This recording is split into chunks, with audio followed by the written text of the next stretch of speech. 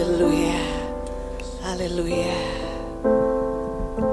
Roh Kudus, Engkaulah pengurapan yang ada di dalam kami. Engkau yang memampukan kami, Engkau yang memimpin kami.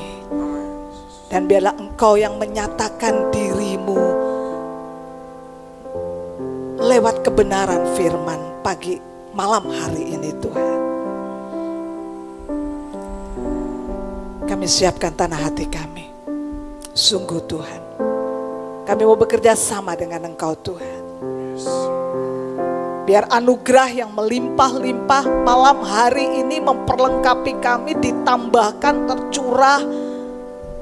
Sehingga sungguh-sungguh Tuhan, kami masuk lebih dalam lagi, mengalami pengalaman pengenalan akan Allah yang sungguh dan benar. Malam hari ini langit terbuka bagi kami. Kami bersyukur, kami memiliki hak istimewa untuk mengalami dan menikmati Engkau. Dan biar kebenaran-Mu malam ini sungguh-sungguh meneguhkan dan menguatkan kami. Lawat kami semua Tuhan. Dan aku mohon secara khusus Tuhan, untuk diri ini Tuhan, biar boleh menjadi alat-Mu. Lebih daripada itu Tuhan, biar Engkau yang dimuliakan, Engkau yang ditinggikan, dan Engkau yang dimasyurkan.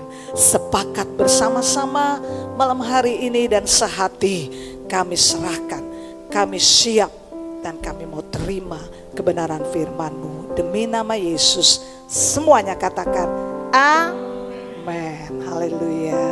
Puji Tuhan. Shalom saudara-saudari kasihi Tuhan.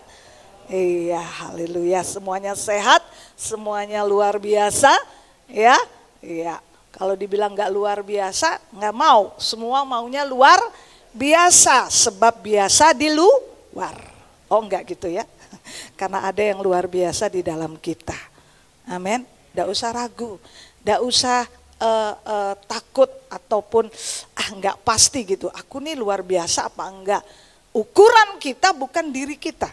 Tapi ukuran kita siapa yang ada di dalam kita, yaitu Yesus Kristus dalam Roh Kudus pengurapannya. Iya, haleluya. Saudara adalah orang-orang yang berbahagia sebab saudara datang dengan haus dan lapar akan kebenaran. Betul? Firman Tuhan berkata begitu. Nah, kalau begitu malam ini saya ngajak saudara, kalau saya bilang biarlah yang lapar dan haus akan kebenaran berkata, saya berbahagia. Haleluya.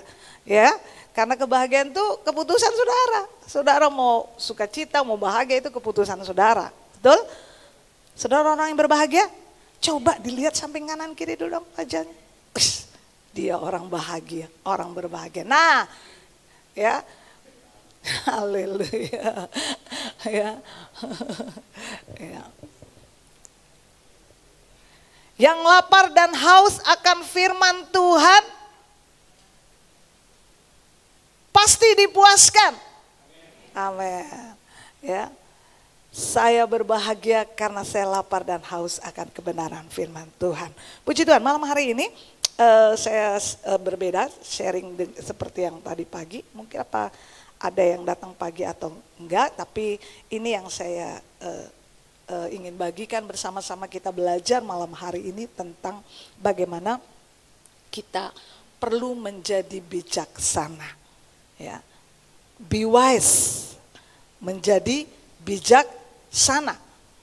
Sebab kita tahu bahwa hari-hari ini kemampuan untuk bijaksana ini yang akan menolong kita untuk kita tidak mudah tersesat. Salah satu atau kekuatan ancaman terbesar di akhir zaman bagi gereja Tuhan orang percaya adalah penyesatan. Betul? Dan penyesatan datang enggak dengan cara kasar, enggak dengan cara yang seperti apa. Justru penyesatan itu datang dengan cara yang halus, cara yang betilah, beda-beda tipis gitu maksudnya. Ya, asli tapi palsu. Nah, bila kita tidak punya standar yang kuat di dalam kehidupan kita kepada kebenaran, ya, kita akan menjadi orang yang gampang terpengaruh, gampang melenceng, bahkan pada akhirnya disesatkan. Tapi firman Tuhan pagi hari, pagi lagi. Kan tadi pagi jadi kepingin pagi terus ya. Semangat jadi maunya pagi terus. Jadi firman Tuhan malam hari ini menolong kita untuk kita mengambil sebuah sikap dan membangun sikap untuk hidup bijaksana. Sehingga kita akan bisa membedakan situasi keadaan, kita bisa melihat, ya, kita bisa mampu menangkap apa yang harus kita perbuat. Karena demikianlah Tuhan inginkan supaya kita menjadi orang-orang yang bijaksana. Nah, tahukah saudara dan saya, ingatkah saudara dan saya, kalau tahu mungkin tahu, tapi malam hari ini saya ingatkan kembali buat kekasih-kekasih Tuhan, bahwa kita ini adalah mempelainya Kristus. Betul? Kita ini mempelainya Kristus. Paulus katakan kita ini sedang dipertunangkan dengan Kristus, yang nanti Kristus itu akan menjadi mempelai pria. Dan gerejanya saudara dan saya adalah mempelai wanita.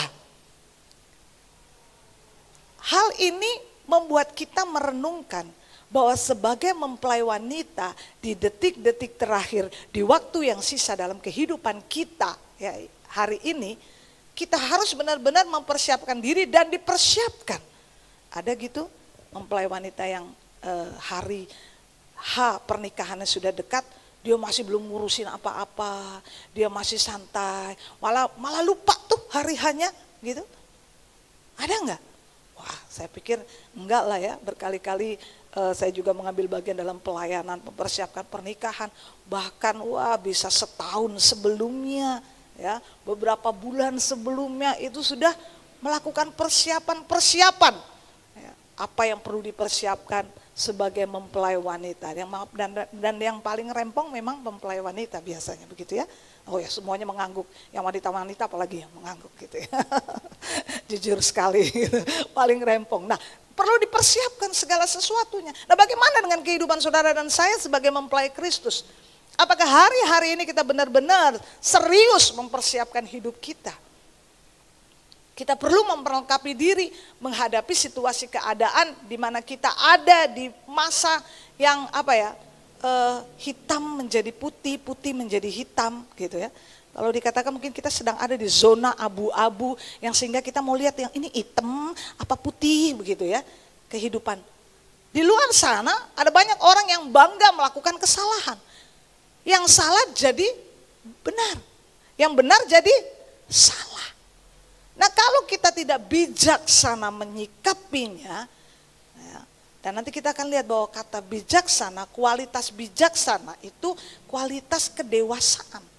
Nah, saya ajak kekasih-kekasih Tuhan terlebih dahulu, kita akan sama bacakan firman Tuhan Alkitab dalam Matius pasal yang ke-25. Saya percaya sebagian besar sudahlah tahu cerita ini, perumpamaan tentang gadis-gadis yang bijaksana dan gadis-gadis yang bodoh di dalam Matius pasal 25. Itu sebabnya saya akan ajak saja, kita akan baca 1 sampai 4. Ayat yang pertama sampai yang keempat, walaupun saya tuliskan teksnya lengkap dalam satu perikop atau judul, tapi malam ini kita akan baca 1 sampai 4 saja ya, karena saya pokoknya percaya aja dah, saudara tahulah ceritanya begitu ya. Daripada nanti saya cerita lagi, saya tahu-tahu jadi guru sekolah minggu kan begitu kan. Nah, kalau udah guru sekolah minggu lagi ngajar keasikan, lupa dah jamnya gitu ya. Jadi kita baca 4 ayat yang pertama saja, demikian firman Tuhan ayat yang pertama. Pada waktu itu, hal kerajaan surga seumpama 10 gadis yang mengambil pelitanya dan pergi menyongsong mempelai laki-laki. 5 diantaranya bodoh dan 5 bijaksana. Ya, ini cerita ini lucu saudara. Belum apa-apa sudah dikelompokkan, yang 5 bijaksana, yang 5 bodoh. Jadi wis bawaannya berarti. Berarti sudah dasarnya mereka ini memang adalah 5 gadis yang bijaksana dan 5 gadis yang bodoh. Jadi bukan karena peristiwa perumpamaan ini kemudian yang satu menjadi bijaksana, yang satu menjadi bodoh. Bukan. Tapi memang sebelumnya mereka punya kualitas ini. Jadi siapa mereka? Ya ini, yang 5 bijaksana, yang 5 bodoh. Bagaimana dengan 5 yang bijaksana dan 5 bodoh ini? Dari gadis-gadis ini, ayat 3 berkata, gadis-gadis yang bodoh itu membawa pelitanya tetapi tidak membawa minyak. Sedangkan gadis-gadis yang bijaksana itu membawa pelitanya dan juga minyak dalam duli bully mereka. Lalu selanjutnya kita tahu ceritanya seperti apa, ya. Mereka sama-sama tertidur. Jadi yang tidur bukan hanya yang 5 gadis yang bodoh, tapi 10-10-nya tidur bersama, karena memang waktu malam dikatakan itu pada menanti yang cukup lama, menunggu. Sebuah keadaan yang tidak banyak orang menyukai adalah menunggu. Gitu ya. Doa aja minta sama Tuhan, kita juga males nunggu. Maunya kita minta Tuhan menjawab doa kita dalam waktu dan tempo yang sesingkat-singkatnya terjadi, begitu ya. Padahal percayakah saudara, kairos Tuhan, waktu Tuhan tidak ada yang lebih cepat dan juga tidak ada yang terlambat. Gitu ya. Kita nggak mau terlambat, maunya cepat, enggak. Pas pada waktunya. Oke, nah kita tahu cerita selanjutnya, kemudian di tengah malam tiba-tiba mempelai pria itu datang. Dan kemudian terjadilah sebuah dialog di mana pelita yang 5 gadis yang bodoh itu mulai redup. Dia membutuhkan minyak cadangan, dia tidak punya. Dan 5 yang bijaksana membawa minyaknya dari awal. Sehingga mereka tidak bermasalah, mereka siap, mereka ready bersama-sama. Sehingga di sini dikatakan bahwa mereka disebut 5 bijaksana dan 5 bodoh. Itu bukan karena peristiwa tidak ada minyak cadangan atau ada minyak cadangan. Tapi memang sebelumnya mereka membangun kehidupan mereka dan menjadikan diri mereka seperti itu. Ya. Sebab apa? Bijaksana itu adalah kualitas. Next, bisa bantu saya? Bijaksana itu adalah bagian dari kecerdasan rohani dan buah kedewasaan jiwa. Maksud saya begini, kalau Alkitab itu bicara menaruh kata lawan dari bodoh itu bukan pintar. Coba sudah perhatikan di perikop ini aja, di cerita ini 5 gadis bodoh dan 5 gadis bijaksana. Padahal sebenarnya kalau oposisi atau antagonisnya bodoh dan pintar. Tapi ini pakainya nggak bodoh dan pintar, bodoh dan bijak. Berarti ada sesuatu yang berbeda pemahaman pengertian di bijak di sini. Pintar itu lebih berhubungan atau menceritakan tentang kemampuan intelektual, tingkat pendidikan, seperti itu. Tapi kalau bijak lebih daripada itu. Ya, nanti saudara bisa browsing ke arti kata bijak sendiri, tetapi kalau kita renungkan dari firman Tuhan, di dalam kebijakan itu ada sebuah kemampuan rohani. Di dalam kebijaksanaan itu ada sebuah kecerdasan rohani di dalamnya. Nah, itu sebabnya untuk mengerti hal-hal spiritual, hal-hal rohani, hidup di dalam iman, kita tidak disyaratkan, ditentukan oleh tingkat kecerdasan IQ saudara dan saya, atau tingkat pendidikan saudara. Tapi bagaimana kita mau menjadi bijaksana.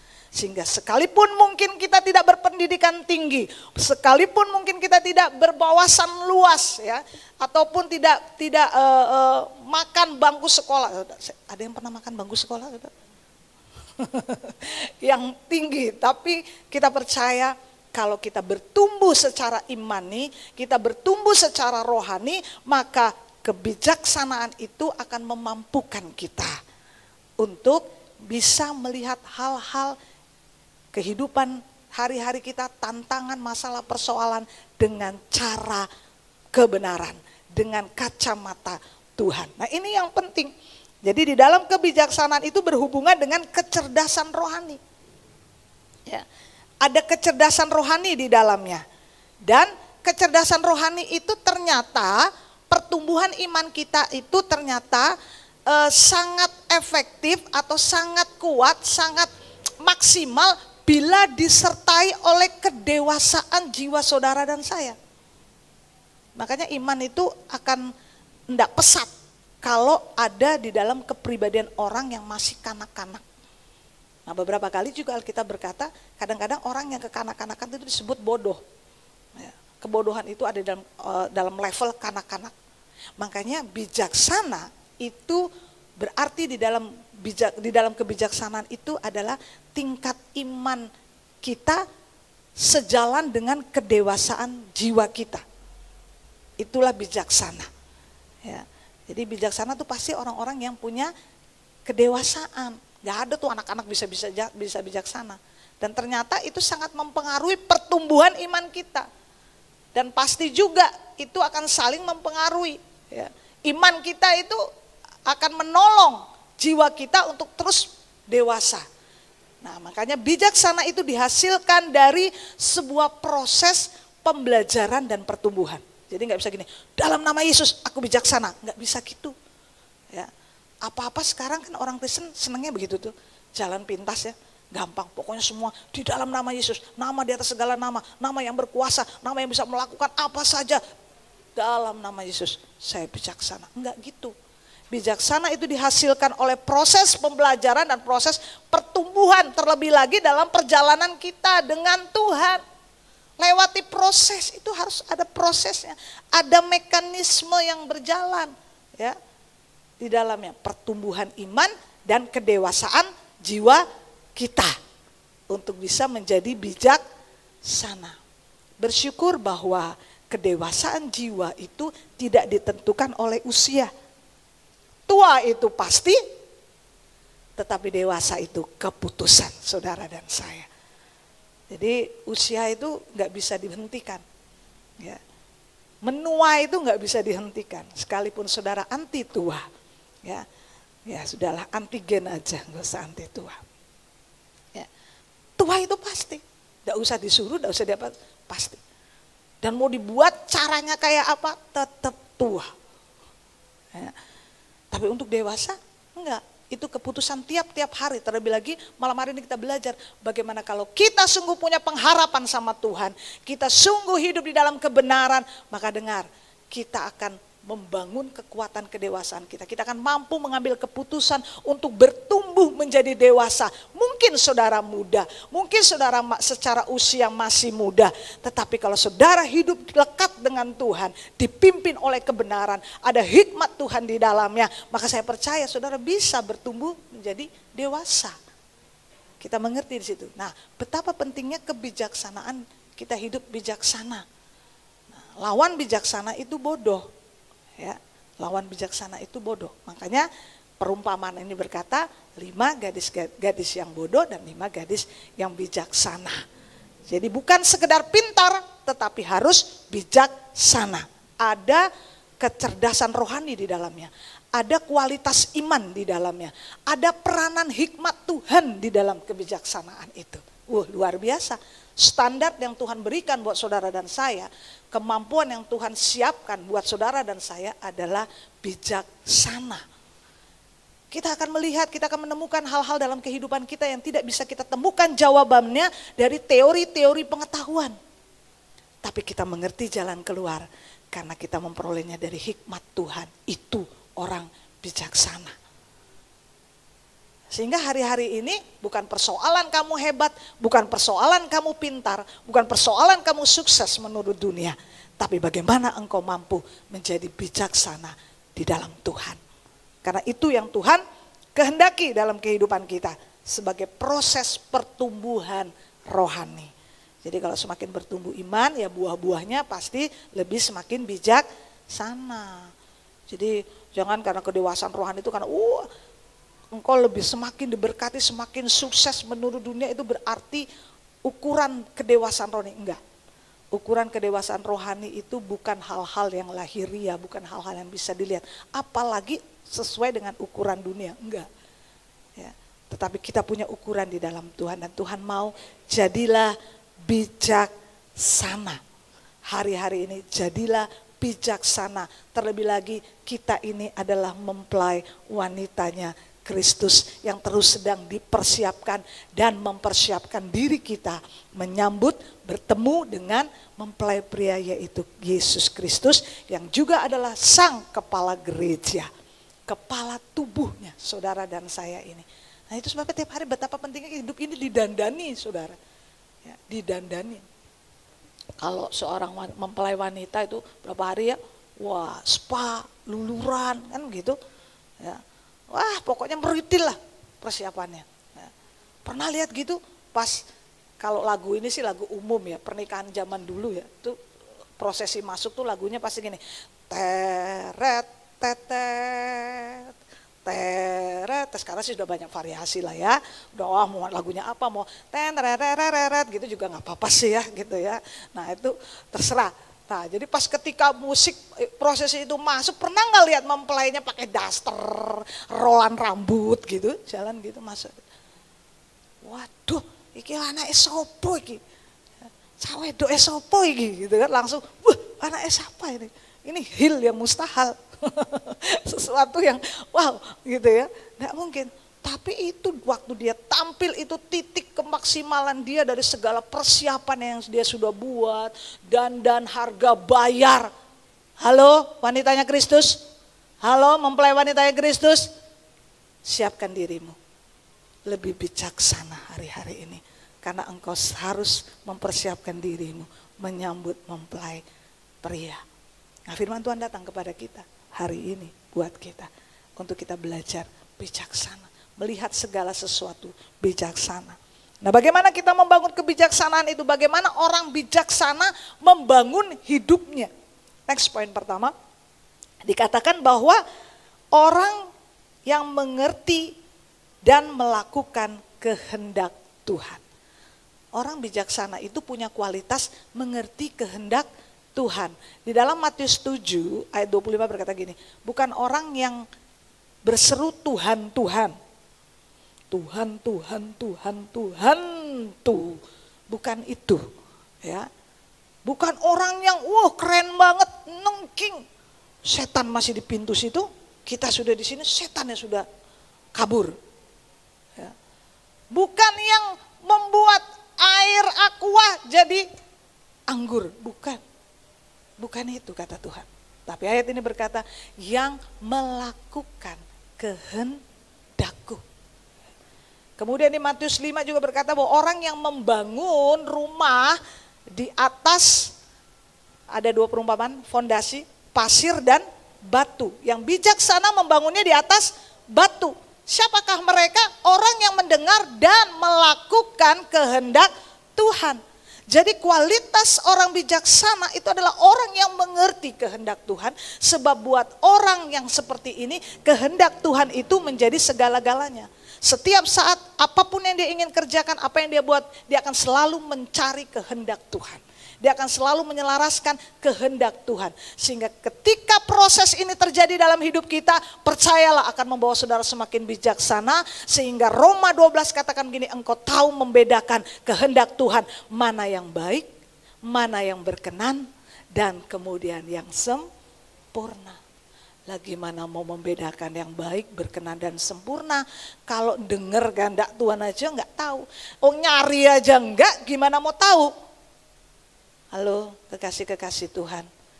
Bijaksanalah di hari-hari yang terakhir ini. Sebab akan terus banyak pengaruh-pengaruh yang akan mempengaruhi, menggoncangkan saudara. Sebab memang firman Tuhan sudah berkata segala sesuatu sedang digoncangkan. Apapun caranya membuat saudara keluar dari rencana Tuhan. Membuat saudara meninggalkan kehendak Tuhan. Ya, tadi pagi saya berbicara tentang kekuatan fokus. Bagaimana kita harus tetap fokus dengan tujuan kekekalan kita. Supaya hari ini apa yang kita kerjakan kita nggak melenceng ke kanan dan ke kiri. Ya. Nah demikian juga orang bijaksana itu terus setiap hari berjuang untuk mencari kehendak Tuhan. Anak-anak muda, Timotius katakan janganlah orang menganggap engkau muda karena rendah karena engkau muda. Tapi jadilah pelaku-pelaku firman. Itu wibawa Allah ada padamu sebagai anak-anak muda. Apapun yang kau rindukan, apapun yang kau inginkan. Sebab anak muda itu banyak rancangan. Kenapa banyak? Karena kalau dari usia mereka masih panjang gitu ya. Tapi kalau dari nomor urut ya siapa tahu. Gitu kan. Karena hari ini nggak tentu tua dulu baru dipanggil Tuhan, betul? Nah, yang muda-muda mulai keter-keter, waduh, aku belum punya pasangan nih, aku belum menikah nih, tenang aja, Tuhan tahu yang terbaik. Ya, nah itu sebabnya kita harus melihat kehendak Tuhan, mencari kehendak Tuhan. Orang yang membangun hidupnya untuk memiliki kebijaksanaan, menjadi bijaksana itu terus mencari kehendak Tuhan. Bukan orang-orang yang berseru-seru Tuhan, Tuhan. Ya. Aku berkenan tetapi kepada mereka yang melakukan kehendak Tuhan. Carilah kehendak Tuhan. Dan saya mau katakan Tuhan itu adalah Tuhan yang sangat senang atau sangat menikmati menyatakan dirinya secara pribadi buat engkau. Tanpa perantaraan. Tuhan lebih senang menyatakan dirinya kepadamu langsung. Itu sebabnya kenapa Roh Kudus ada di dalam hidup saudara dan saya secara pribadi untuk memanifestasikan, menyatakan diri Tuhan dalam hidup saudara supaya saudara memiliki hubungan yang dekat, intim dengan Tuhan. Tuhan bukan Tuhan yang jauh. Kita hari ini bukan orang yang sedang mencari Tuhan, tapi kita orang-orang yang memiliki Tuhan di dalam kita. Itu sebabnya bukankah hak istimewa kalau setiap hari kita tanya sama Dia yang di dalam kita, Tuhan, selaraskan kehendak-Mu. Biar jadi kehendakku, jangan kebalik. Berapa banyak orang Kristen memaksakan kehendaknya untuk Tuhan. Ya, saya mau katakan kekasih-kekasih Tuhan, doa itu bukan sebuah pemaksaan kehendak kita kepada kehendak Tuhan. Justru kita perlu berdoa supaya itu menjadi arena untuk kita menyelaraskan kehendak Tuhan menjadi kehendak kita. Bukannya kita memaksakan kehendak kita kepada kehendak Tuhan. Sebab Tuhan bilang begini, firman Tuhan katakan, aku tidak menjawab doamu, aku tidak memberi doamu. Kenapa? Karena engkau meminta hanya untuk memuaskan keinginanmu. Jadi kita mulai bertumbuh bijaksana. Dalam doa-doa kita juga perlu bijaksana. Orang yang bertumbuh, maka kan juga kita doa-doa kita bukan doa-doa anak kecil. Kalau anak kecil kan minta permen, minta coklat, minta baju baru, sepatu baru, begitu terus. Ya, tapi waktu mulai bertumbuh, apa yang aku butuhkan, apa yang prioritas, nah bertumbuh lagi, apa yang terbaik. Makanya Roma 12 katakan, kehendak Tuhan itu ada yang baik, naik lagi, berkenan, berurusan dengan kebenaran. Kemudian pada akhirnya yang sempurna. Kalau yang sempurna itu adalah rancangan Tuhan yang tidak bisa digagalkan oleh apapun. Nah, kita ada di dalamnya di situ. Yaitu karya keselamatan. Tapi mari kembali, mulai belajar. Anak-anak muda, hari esokmu, hari ini selaraskan kehendakmu dengan kehendak Tuhan. Tanya Tuhan setiap hari, maka engkau akan bertumbuh. Ya, engkau bertumbuh secara iman dan juga kedewasaan jiwamu akan bertumbuh. Sebab engkau berharap dan mengandalkan Tuhan. Sebab orang yang bijaksana adalah orang yang mengerti dan melakukan kehendak Tuhan. Bukan hanya mendengar. Ya. Jadi segala sesuatu beres bukan karena doa. Tetapi karena kita mengerti untuk apa kita berdoa. Itu lebih penting. Ya. Bukan semua terjawab karena doa. Ya. Nah ini kita mesti selektif. Orang percaya, anak-anak Tuhan harus diajarin. Tapi untuk apa kita berdoa ini, untuk kapan? Itu yang perlu diharmonikan dengan, harmonisasikan dengan kehendak Tuhan. Haleluya. Nah kedua, poin yang kedua, orang yang bijaksana itu adalah orang yang selalu siaga. Ya.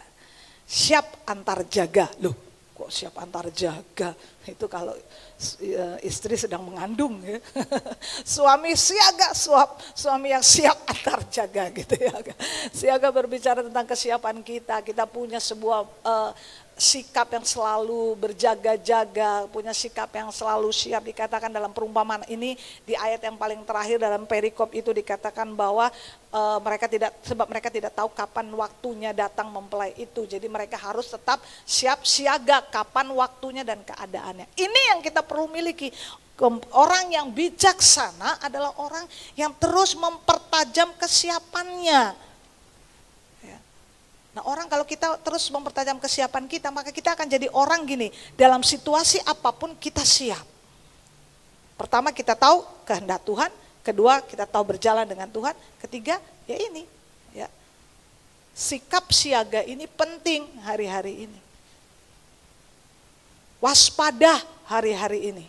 Kalau saudara lihat perumpamaan ini kan di Matius 25. Khotbah tentang akhir zaman dimulai dari Matius 24. Nah, jadi ini masuk perumpamaan gambaran situasi keadaan akhir zaman. Nah, kita ada di sana dan kita sedang melewatinya, sedang menjalaninya. Sehingga kualitas bijaksana ini penting supaya kita tidak disesatkan, supaya kita tidak gampang tergoda. Cari kehendak Tuhan dan biarlah kehendak Tuhan itu menjadi ukuran hidupmu sehingga engkau selalu siap, siaga. Hujan panas engkau tetap standby, berjaga-jaga, berwaspada. Sebuah sikap yang penting. Kita perlu hati-hati dalam segala hal hari-hari ini. Jadi jangan cepat untuk mengikuti situasi keadaan ini, tapi mulailah cari kehendak Tuhan. Kita berhati-hati, kita berjaga-jaga, nanti ada poin yang lebih perlu lagi di mana kita perlu mengujinya. Tapi ini, halo kekasih Tuhan, Tuhan mau kita siap, siaga dalam situasi keadaan apapun. Saudara ingat bangsa Israel pada waktu mereka perjalanan, mereka keluar dari Mesir, mereka dipimpin atau disertai oleh tiang awan dan tiang listrik. Betul? Oh enggak. Ya, saya cuma ngetes saja sih sebenarnya. Tiang awan dan tiang api. Nah, kemana mereka berjalan, kapan mereka harus bergerak, itu ngikutin tiang awan dan tiang api. Lah kalau mereka enggak siaga, laos masih ngantuk, aku tak molor aja terus wah tiang awannya wis jalan ketinggalan. Carry. Tuhan itu bergerak terus. Tuhan kita bukan Tuhan yang tertidur, Tuhan kita bukan Tuhan yang mati. Nah, sikap siaga ini juga penting kita miliki di mana kita paham musim-musimnya Tuhan. Kita mengerti Tuhan sedang bergerak dalam hal apa. Ayo cari tahu. Ini sikap kesiagaan kita juga. Mengerti Tuhan sedang bawa hal apa. Tahukah saudara bahwa segala situasi keadaan yang kita lihat, bisa kita lihat secara kasat mata terjadi di alam nyata ini sangat ditentukan oleh keputusan di dalam alam yang tidak terlihat, alam roh. Halo? Nah kalau kita hidup tahu kehendak Tuhan, kita akan mengerti.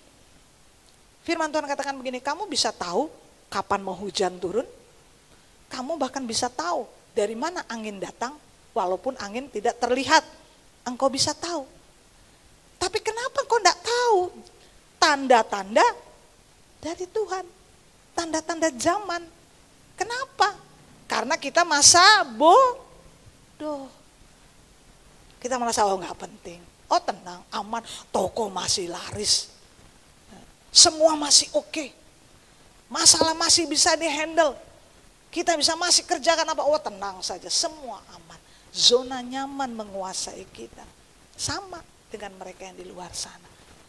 Ya, sehingga firman Tuhan katakan tiba-tiba waktu Tuhan datang kita bingung.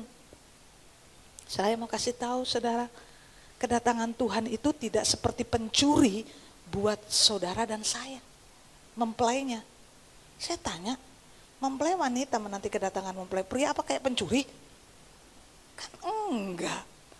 Mana ada di sini nyambut pencuri pakai persiapan, pakai sambutan lagi.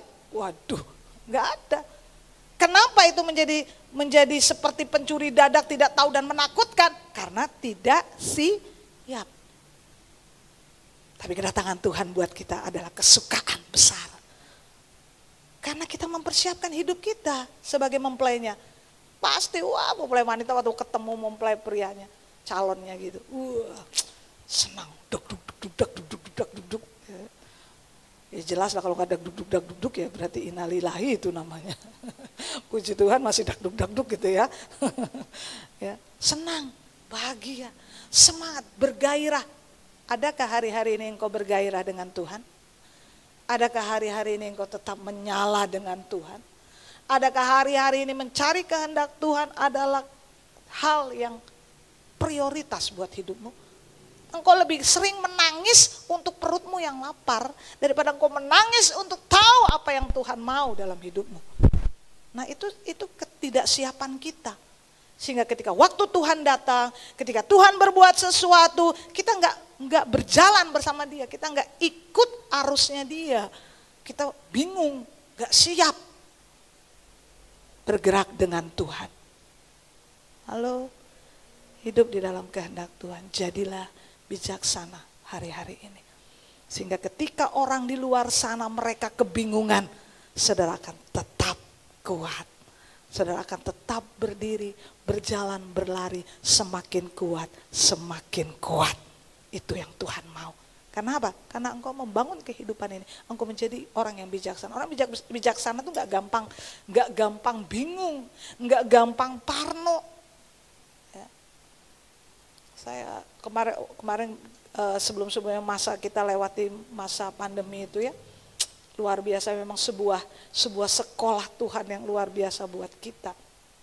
Untuk belajar benar-benar mengenal Tuhan, memahami Tuhan, mengandalkan Tuhan, dan terus membangun kekuatan pribadi, hubungan pribadi dengan Tuhan itu dalam masa-masa itu ya. Setiap broadcast, setiap berita, wah isinya itu, ini COVID sana sinu, semua penuh. Ya. Kalau fokus kita ke situ, maka kita menjadi cemas, kita menjadi takut apa-apa. Bukan kita kemudian sembrono, tidak, orang bijaksana kayak gitu. Tapi tidak juga perlu cemas. Apalagi sampai parno, ya. Parno, maaf, nggak ada yang nama Pak Parno ya di sini ya. Maksudnya paranoid gitu, ketakutan yang amat sangat. Gitu. Nggak gitu. Orang yang bijaksana, dia melihat musim-musim Tuhan, dia mengerti kehendak Tuhan, dia tahu harus berjalan kapan dan di mana bersama dengan Tuhan. Itu kesiapan kita. Luar biasa. Generasi penerus, anak-anak muda, youth, kalian generasi penerus, pastikan engkau berjalan dengan Tuhan. Dalam sebuah kesiapan, engkau akan semakin mantap untuk melihat hari esokmu. Karena engkau akan menjadi generasi yang akan melanjutkan gereja Tuhan. Ya, harus siap. Bangunlah, hiduplah bijaksana. Karena itu yang Tuhan kehendaki. Jadilah bijaksana. Yang ketiga, poin selanjutnya bagaimana kita menjadi orang yang bijaksana adalah orang yang menghargai waktu. Lihatlah bahwa waktu-waktu yang Tuhan berikan dalam hidup kita itu adalah anugerah yang harus dipertanggungjawabkan. Anugerah itu bukan murahan loh. Sekalipun kita menerimanya gratis, tapi bukan artinya murahan. Ya. Anugerah itu perlu dipertanggungjawabkan, anugerah itu perlu kita hargai. Waktu itu adalah anugerah Tuhan. Karena waktu saudara nggak bisa tebus, saudara nggak bisa ulang, saudara nggak bisa cari, saudara nggak bisa kopas, betul? Dan tidak ada yang berkuasa dengan waktu. Tuhan yang berkuasa dengan waktu. Tuhan sudah mengasih limit waktu buat hidup saudara, ya, setiap hari, setiap jam, bahkan juga hanya Tuhan yang tahu masa-masa waktu hidup saudara di muka bumi ini. Ya, ada yang pernah berdoa tawar-menawar?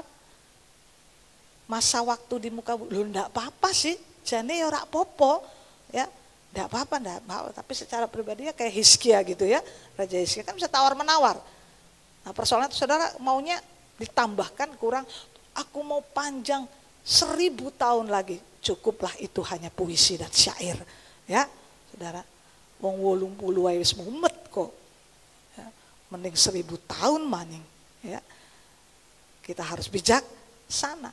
Mazmur 90:12 ini berkata, Tuhan ajar aku untuk menghitung hari-hari supaya aku bijaksana. Ayo come on, every day, setiap pagi, setiap hari memulai hari itu menjadi hari yang harus engkau hitung, engkau atur, engkau hargai. Anugerah yang Tuhan berikan supaya engkau hidup bijaksana. Ya, tadi pagi juga bicara tentang prinsip waktu ini. Karena memang tidak ada yang berkuasa atas waktu. Itu dianugerahkan bagi kita dan kita hanya menghargainya, mengaturnya dengan baik. Gak ada yang bisa tambah kurang. Karena Tuhan bilang semua ada waktunya. Kalau kita hidup dekat dengan Tuhan, kita tahu mengerti waktu-waktu, maka kita berjalan dengan waktu-waktu, maka waktu-waktu bersama Tuhan adalah waktu-waktu yang indah.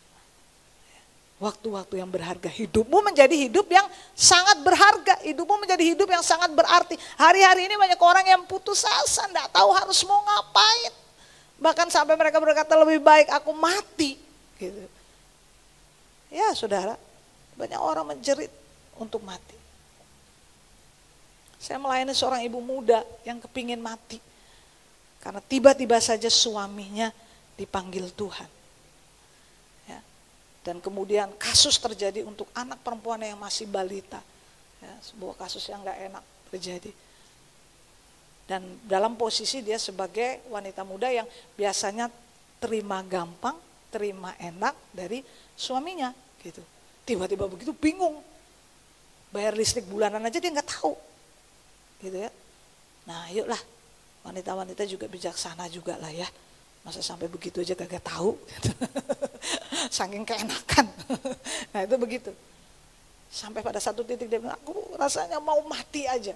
Gitu. Ya. Tuhan izinkan pertemukan dengan saya layanin.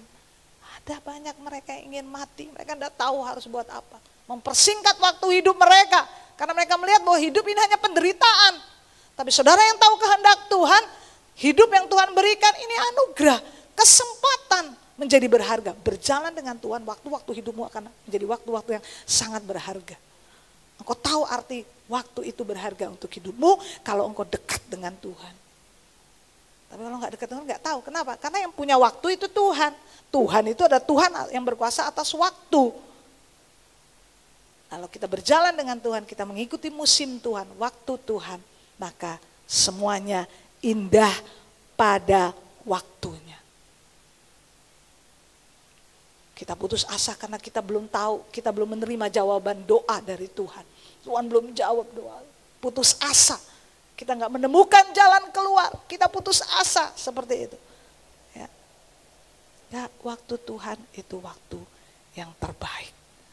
Nah kalau orang nggak melekat sama Tuhan, susah loh untuk percaya waktu Tuhan itu waktu yang terbaik. Iya saya tahu, saya juga sering nyanyiin tuh lagunya kok. Tapi, nah itu ada tapinya. Ya, tahu lagunya. Waktu Tuhan pasti yang terbaik. Tahu banget tuh nyanyi lagu itu. Tapi ketika diperhadapkan dengan situasi keadaan seperti itu, aduh Tuhan. Tapi kalau kita terus membangun hidup, orang-orang yang bijaksana membangun hidupnya untuk mengerti kehendak Tuhan. Untuk tahu waktu Tuhan. Itu mantep. Kita akan berkata, let your will be done. Jadilah kehendakmu. Aku tahu waktu Tuhan pasti yang terbaik. Sampai kematian menjemput seseorang pun kita tahu itu pasti waktu yang terbaik untuk orang itu. Percayalah saudara, Tuhan yang menciptakan, Tuhan yang memberi hidup, dia tahu waktu yang terbaik untuk memanggil ciptaannya. Percayalah itu. Gak ada yang tahu. Kita waktu melihat itu sebagai sebuah kedukaan yang dalam. Apalagi mungkin itu orang-orang kekasih kita. Tapi Tuhan itu melihat saudara dan saya nggak seperti kita melihat. Saya cuma tahu gini, sorry saya lupa nama Noel. Ya, saya cuma bisa lihat begini. Saya nggak tahu ini Noel setengah jam kemudian mau buat apa saya nggak bisa tahu. Tapi Allah kita yang Maha Tahu, dia bisa lihat hidupmu dari kekekalan sampai kekekalan. Dia tahu hari esokmu. Itu sebabnya kalau keputusan dia hari ini untuk mengambil seseorang, dia tahu itu pasti masa yang terbaik untuk orang itu. Percaya waktu Tuhan yang terbaik. Tapi untuk kita bisa mengalami itu, makanya tadi proses pertumbuhan. Terus cari kehendak Tuhan. Orang yang bijaksana lewati proses ini, maka kita akan yakin, mantap Tuhan, aku percaya. Aku percaya Tuhanku. Ya, kita akan bisa nyanyi itu. Dan lebih daripada itu, waktu situasi seperti itu kita bisa berkata, Tuhan aku bersyukur. Terima kasih Tuhan, bisa terima kasih buat sesuatu yang gak enak. Bisa terima kasih dalam keadaan yang menekan, intimidasi, bisa. Disitulah letak kekuatanmu, disitulah kualitas imanmu. Ketika engkau ada di dalam tekanan, engkau bisa berkata, Tuhan terima kasih. Sebab tahukah saudara, waktu engkau berkata terima kasih dalam situasi yang tidak enak dan saudara gak tahu jalan keluarnya, tapi saudara bilang terima kasih Tuhan, saudara sedang bilang begini, Tuhan aku setuju denganmu, sebab engkau yang tahu terbaik buat hidupku. Itu terjemahannya seperti itu, kata itu. Tapi nek kita ngeluh Tuhan, ngene loh Tuhan, ngono loh Tuhan, tapi begini loh Tuhan, itu kita gak setuju sama Tuhan. Walaupun kita ngomong terima kasih Tuhan, tapi kan begini loh Tuhan, wis toh, bulet jadinya. Ya. Jadilah bijaksana. Saudara bisa baca ayat-ayatnya selebihnya. Kemudian next point, kita mau menghargai waktu-waktu yang ada. Yang terakhirkah ini? Atau masih ada 30 poin lagi? Oke, setuju. Kita sepakat ya. Oke. Jadi kalau ada masalah kita bagi dua. Iya, ini poin yang terakhir, yaitu bagaimana orang yang bijaksana adalah orang yang menguji segala sesuatu. Yuk kita baca ayatnya ini. Di Efesus 5 ayat 10. Karena ini penting, kata ujilah. Efesus 5 ayat 10. Firman Tuhan katakan, dan ujilah apa yang berkenan kepada Tuhan. Jadi kita menguji segala sesuatu itu ukurannya bukan maunya kita, like or dislike-nya kita, bukan. Tapi pakai ukuran kehendak Tuhan. Kebenaran, uji segala sesuatu kepada kebenaran.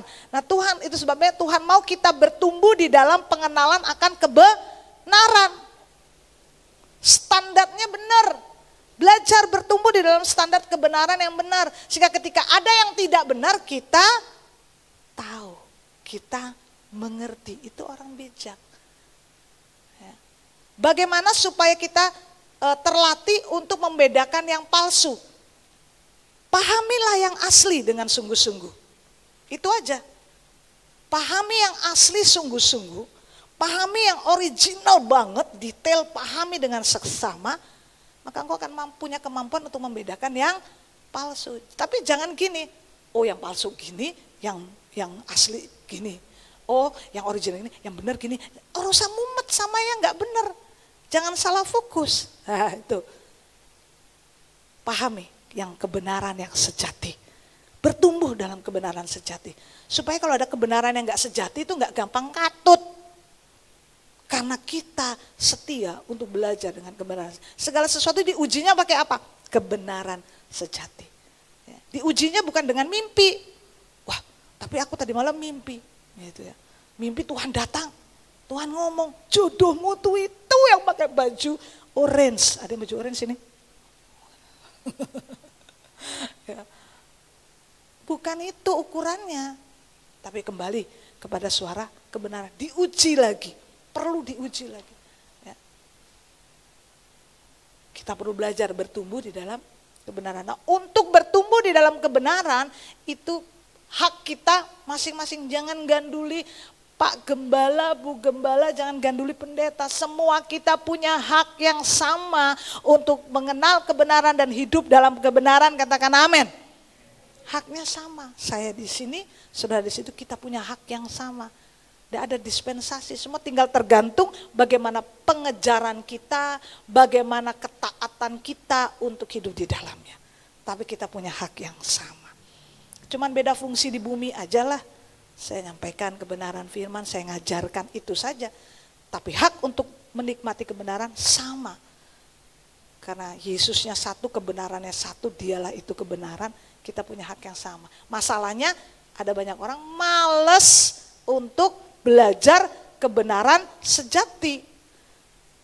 Sehingga lebih gampang senangnya itu, maka firman Tuhan katakan, nah makanya anak-anak rohani yang masih anak-anak itu senangnya disuapin. Ya kan kalau anak-anak makan masih maunya disuapin. Orang itu disuapin, itu kalau dia masih anak-anak sama dia sakit. Bagaimana dengan makanan rohani saudara hari-hari ini? Apakah tunggu disuapin? Tunggu didorong-dorong? Tunggu disuruh-suruh? Bahkan tunggu ditumpang tangan. Bahkan kalau perlu kaki juga ditumpangin. Supaya kaget dikit gitu. Ayo toh. Engkau punya hak yang sama. Kuat tertanam di dalam firman. Firman tinggal di dalam kamu, kamu tinggal di dalam firman. Supaya kamu mampu menguji segala sesuatu. Karena hari-hari ini begitu banyak pengajaran-pengajaran yang tadi saya katakan ya, asli tapi palsu, beda-beda tipis saja. Nah kalau kita tidak belajar kebenaran, kembali melekat tinggal di dalam kebenaran, betapa gampangnya kita seperti itu. Kita akan berperang dengan cara yang salah. Yang gak perlu diperangin, kita perangin habis energi. Ya. Saya ketemu seseorang tuh on fire sama Tuhan. Ya, wah luar biasalah pokoknya kegiatan rohaninya dia. Tapi dia sibuk banget ngurusin setan, ngusir-ngusir setan. Ya, saya bilang gini, tiap lihat apa, tempat gelap, tiap lihat pohon gede, tiap masuk ke rumah baru, tiap itu selalu deteksinya itu ukurannya. Kenapa ukurannya nggak kebenaran toh? Kok ukurannya malah kehadirannya setan gitu loh. Kalau saya nggak salah belajar sih, saudara bisa uji lagi. Selama Yesus ada di muka bumi ini, kalau Yesus ngusir setan itu pasti dari orang yang kerasukan, ya kan? Nggak pernah ngusir. Jangan Yesus aja ngusir setan dari orang masuk ke babi, kita malah ngusirin setan dari babi ke orang. Loh, kebalik. Ya wis jorno wae. Gitu kan? Kalau di babi wis jorno wae. Di pohon gede wis jorno wae. Gitu. Yang penting kita establish, kita kuat di dalam kebenaran. Nah ini kadang-kadang kita perlu uji itu. Ujinya apa? Belajar firman Tuhan, tinggal dalam firman Tuhan. Tapi perlu diuji, segala sesuatu diuji. Apalagi hari-hari ini saudara mau makan jenis firman Tuhan, menu makanan rohani, jamuan, wah macam-macam, capcay, siomay, puyuh hai semua. Kenapa saya ngomong gini? Maksudnya tuh di sosmed ini kan gampang sekali kita dengar firman Tuhan, pengajaran yang begitu luber, melimpah-limpah. Kalau nggak hati-hati jadi belenak. Makanya perlu menjaga roh yang haus dan lapar. Ya.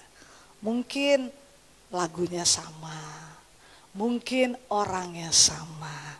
Tapi kalau saudara bawa kirbat anggurnya baru, beda tetap. Ya, mengiringmu seumur hidupku, pagi sore lagi mengiring, wis kulino, esok meneh mengiringmu, lagu itu lagi, lu lagi. Lah kalau saudara ndak itu tadi loh, punya roh, bawa kirbat anggur yang baru, roh yang terus di-refresh, datang sama Tuhan, tuh haus lapar sama Tuhan. Saudara ndak ngalami apa-apa, lagu wis ngerti, kunci dari A sampai Z aku udah tahu semuanya. Naik turun sudah ngerti, itu akan jadi saking kulinone. Siapa yang bisa membuat hal yang luar biasa menjadi biasa? Mereka yang terbiasa dengan yang luar biasa. Sudah paham gak maksudnya? Bingung kan? Nah itu PR. Maksud saya gini, sesuatu yang luar biasa. Misalnya contoh nih, ini sesuatu yang luar biasa. Tapi setiap hari kita sudah biasa dengan yang luar biasa ini. Kita biasa. Akhirnya turunlah, kalau kita nggak hati-hati, kita menurunkan nilai yang luar biasa ini menjadi biasa.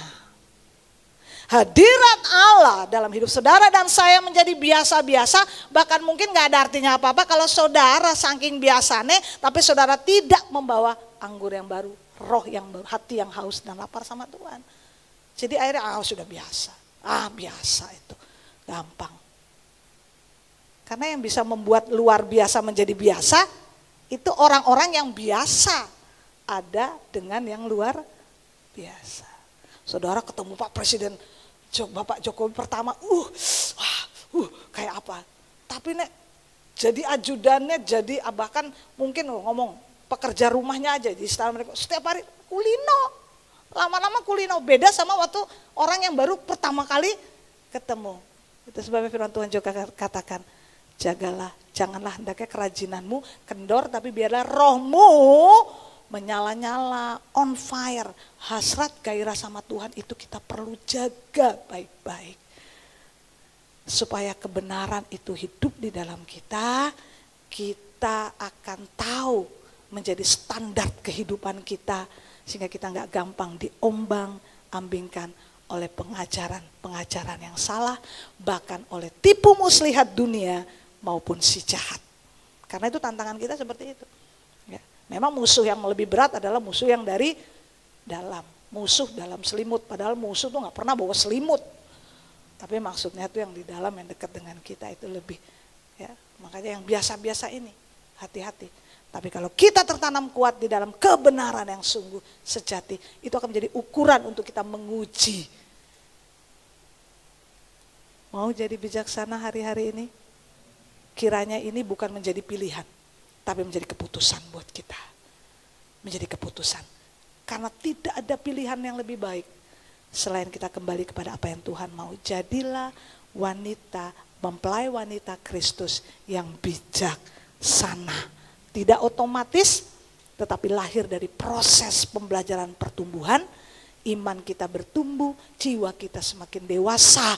Itulah hasilnya bijaksana. Dan pada akhirnya kita akan sama-sama baca ayat ini yuk. Oke, masih bisa ya? Bawahnya masih bisa terbaca. Kita tutup khotbah saya malam ini dengan ayat ini. Kita baca sama-sama yuk. 3 ayat ini, Efesus 5 ayat 15. Pakai teks Alkitab aja. Ya, silakan. Ayat 17. Saya baca ayat 15, saudara sama-sama baca ayat yang ke-16. Kemudian ayat 13 kita baca sama-sama. Oke? Nah, kita deal dulu nih. 15 saya baca, 16 saudara semua, 17 kita sama-sama. Oke, karena itu perhatikanlah dengan saksama. Kata perhatikan dikuatkan lagi dengan saksama. Perhatikan dengan saksama. Apa? Bagaimana kamu hidup? Janganlah seperti orang yang bebal, tetapi seperti orang yang arif, yaitu orang yang bijaksana. Silakan.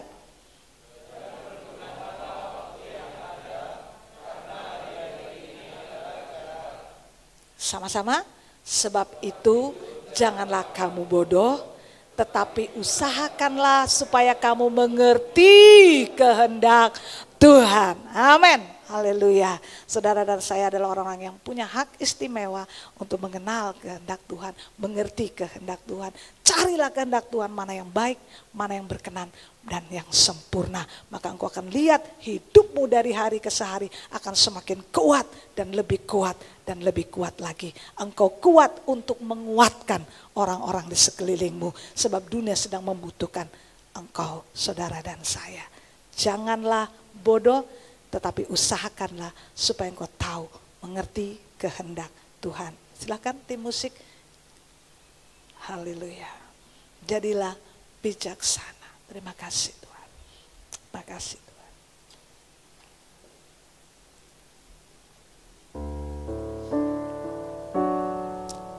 Saudara punya Roh Kudus di dalam saudara. Itulah roh kebenaran. Biarkan dia mengajar kita. Biarkan dia memimpin kita. Saya selesai untuk bicara dan menyampaikan apa yang bisa saya sampaikan. Selebihnya roh kebenaran yang di dalam saudara yang akan mengajar saudara secara spesifik.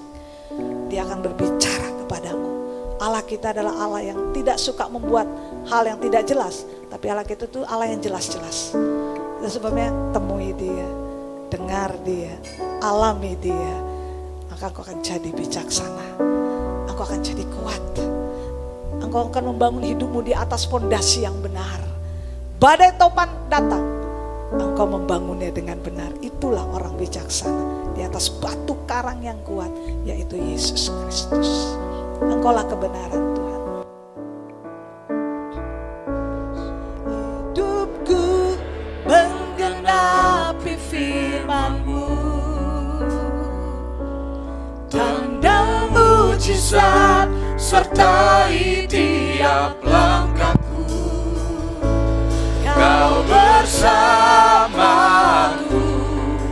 di dalamku, jadi bukti kebesaran-Mu. Ini yang saya katakan, kekasih-kekasih Tuhan. Kita nyanyi bukan karena kita tahu lagu itu. Kita nyanyi bukan karena musiknya keren dan orang-orangnya lebih keren. Tapi mari kita nyanyi dengan hati yang terbuka sama Tuhan. Itu menjadi terus pernyataan iman kita. Pujian kita itu menjadi pernyataan iman. Maka imanmu akan bangkit. Sebab iman timbul itu dari pendengaran firman. Pendengaran kebenaran. Pendengaran akan Kristus. Engkau mau jadi bukti kebenaran Tuhan? Engkau hidupmu menjadi bukti nyata akan kebenaran Tuhan? Bangun itu. Yuk bangkit berdiri sama saya sama-sama. Haleluya. Hidupku menggenapi firman-Mu. Thank you God. Tanda mujizat sertai tiap langkah.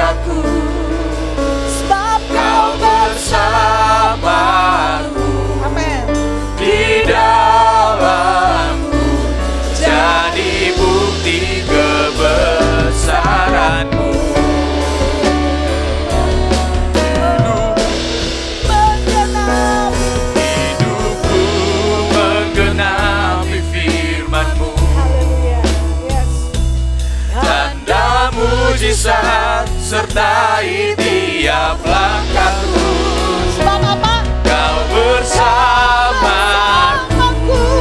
di dalamku, jadi bukti kebesaran. Sebab nyanyikan pujian ini, katakan imanmu. Hidupku menggenapi firman-Mu,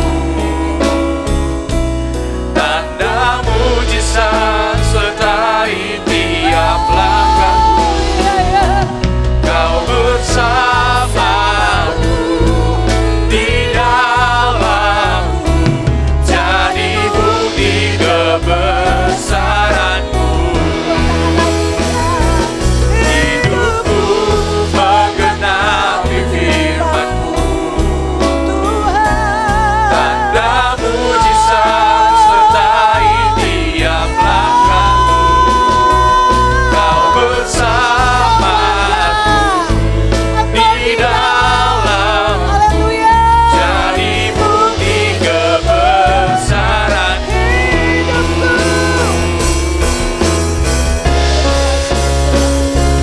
Hidupku menggenapi firman-Mu, tanda mujizat sertai tiap langkahku. Kau bersamaku Benar dia di dalamku, jadi bukti kebesaran-Mu. hidupku menggenapi Tuhan. Yes, thank you God. Tanda mujizat sertai tiap Amen. langkahku. Yes, haleluya. Kau Sebab bersamaku di dalam, Katakan lagi, katakan. jadi Katakan dengan bukti iman, dengan roh yang merdeka. kebesaran-Mu. Katakan hidupmu, hidupku. Hidupku menggenapi firman-Mu, konfirmasikan. tanda Teguhkan lebih dalam mujizat lagi Tuhan. sertai tiap Pastikan itu langkahku. terjadi dalam hidup kami. Kau Ini bersama jaminan, ini jaminan di kami. dalam, Oh, jadi bukti haleluya. kebesaran-Mu. Thank you. Oh, hidupku Menggenapi firman-Mu, tanda mujizat sertai tiap langkahku. Kau bersamaku di dalamku, jadi bukti kebesaran-Mu, jadi bukti kebesaran-Mu, jadi bukti kebesaran-Mu. Terima kasih Tuhan, terima kasih atas firman-Mu pada malam hari ini Tuhan. Jadikan kami sebagai orang yang mengerti dan melakukan kehendak Tuhan. Ajari kami selalu siaga Tuhan. Ajari kami selalu menghargai waktu-Mu Tuhan. Ajari kami Tuhan untuk menguji segala sesuatu. Terima kasih Yesus, sehingga kami menjadi orang yang bijaksana Tuhan. Terima kasih Tuhan, terima kasih. Hanya di dalam nama Tuhan Yesus Kristus, haleluya, amin. Boleh duduk kembali Bapak Ibu Saudara. Setelah ini kita akan melihat pengumuman gereja.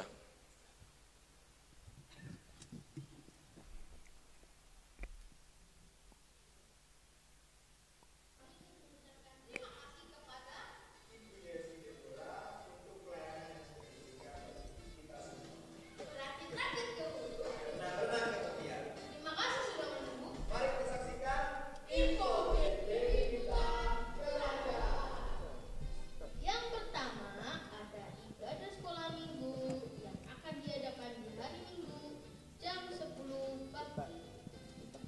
Yang kedua ada ibadah youth yang akan dilakukan di hari Sabtu jam 5:30 sore.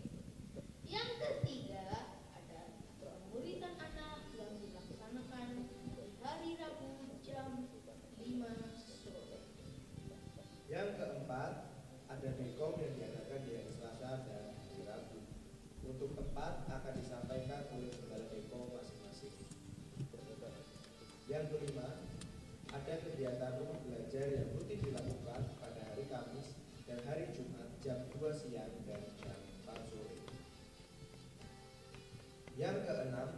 Doa malam pujian dan penyembahan akan diadakan setiap minggu kedua dan minggu keempat, jam 7 malam di gereja. Yang ketujuh, ada Natal Anak yang akan dilaksanakan pada tanggal 21 Desember jam 9 pagi di gereja. Selanjutnya, ada Natal Youth yang dilaksanakan pada tanggal 18 Desember jam setengah 6 sore di gereja. Yang terakhir, ada Natal Umum yang akan dilaksanakan pada tanggal 24 Desember. Ibadah Natal Umum akan diadakan 2 kali, jam 7 pagi dan jam 5 sore. Ibadah Natal akan dilayani oleh pendeta Oji dan Bupati. Musik selalu berganti. Tuhan tetap lagi. Kami pamit undur diri. Tuhan Yesus memberkati. Iya. Kami ucapkan terima kasih buat Ibu Eki yang sudah melayani pada pagi hari sampai malam saat ini. Mari saya undang Bapak Ibu bangkit berdiri untuk sebentar lagi kita akan tutup ibadah ini.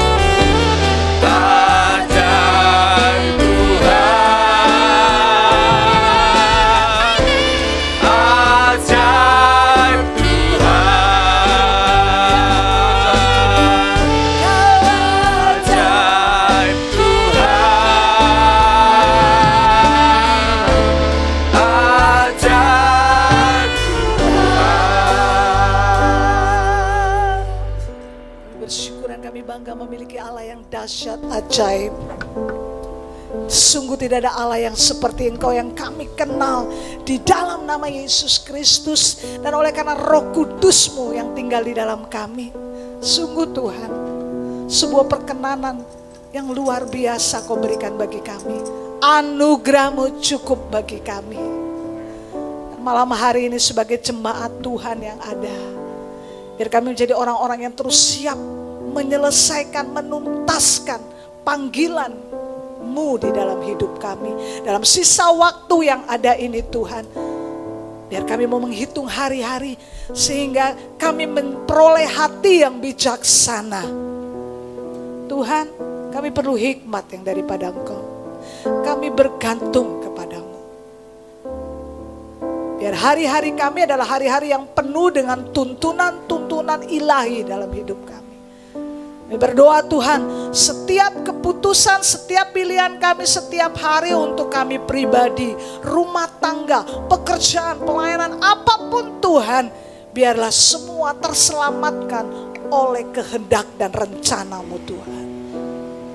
Kami mau selaraskan itu Tuhan. Kami mau selaraskan itu. Kami bersyukur kami adalah orang-orang yang sudah dipilih oleh Tuhan. Engkau khususkan kami di tengah-tengah dunia ini untuk menjadi demonstrasi Allah bagi dunia ini. Mereka melihat kebenaran di dalam hidup kami. Bukan lebih daripada itu, mereka melihat teladan iman dalam hidup kami. Dan kami percaya teladan iman ini akan menjadi warisan dari generasi kepada generasi. Ini doa kami Tuhan, seruan kami, ini kesepakatan kami malam hari ini sebagai gereja Tuhan.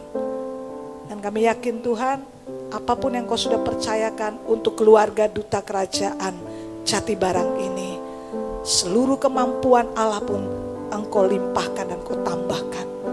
Baik secara kolektif maupun pribadi lepas pribadi. Tuhan, biar mereka berkarya bagi kerajaan-Mu. Datanglah kerajaan-Mu.